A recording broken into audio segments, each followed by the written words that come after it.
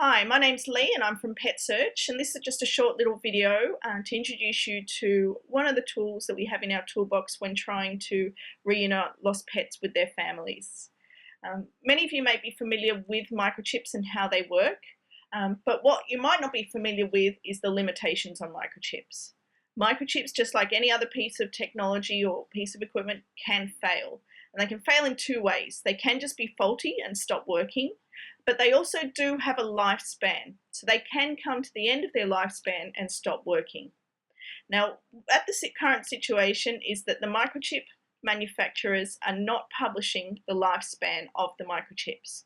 They provide estimates of somewhere between 12 to 20 years as a lifespan, but nobody is publishing exactly how long they are expected to last. So at this point, it is only an estimation, and we have actually found microchips to fail a lot earlier than that. So what sometimes happens when you find a pet, you scan them with a microchip scanner, but you don't find any microchip. And there's particular pets, when you find them, you know that they're owned by somebody. They look well, they have a collar on, they're desexed, and so you know chances are this pet is microchipped, but for whatever reason, you cannot find the microchip. And this could be for a couple of reasons. It could be the scanner not picking up the frequency of the microchip. It could also be the fact that the scanner has low batteries. But what often isn't taken into account is that the microchip has just failed. So this little tool, you may have seen one of these before if you have families who are tradies or in the building trade. This is called a stud finder. You can pick them up from hardware stores between anywhere from $15 to $30, $40. And what they do is they find metal studs behind walls. So it's used when in the building trade to actually find where they can place things. And so what it has is it's got a magnet inside, and this magnet will pick up on anything that's small and metal. So what it does when you scan over an animal is it will find where a microchip is, regardless of if it's working or not.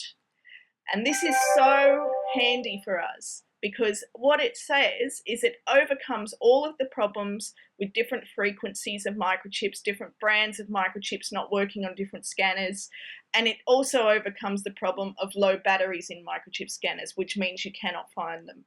And also overcomes the new problem of mini chips, where the antenna is a lot smaller in the new types of microchips, and therefore a lot of scanners are not getting close enough to be able to pick them up. So I'll give you an example on Gemma, this little doggy here, and how it works. So I'll just turn it on, and I know where her microchip is because I do scan her regularly. She's quite an old dog and she has an older type of microchip, so I am aware that it may fail at any point in time, so I keep a close eye on this. So her microchip has actually migrated, and it's now moved down to her left arm, and I can feel it just under the skin. So I'll show you. I'll just turn this on and I'll run it over her, and you'll hear it beeping, and you'll also see the little red light flashing when it gets close to the microchip. So that gives you an indication that she does have a microchip. And that's why it can be so useful when you've got animals that you know chances are there is an owner looking for them, but for whatever reason the microchip is not appearing on your scanner. This shows you that there is a microchip there, and then it gives you that little bit of guidance as to saying, well, let's look at this further. Let's try with different brands of microchip scanners. Let's make sure the batteries in our scanners are brand new so that we can scan them again with as much power as possible. There are next steps you can take. So if you want to get this tool, just go into any hardware store, just ask for a stud finder, anywhere from $15 to $30, and it's a fantastic little tool to get that little bit of extra investigation.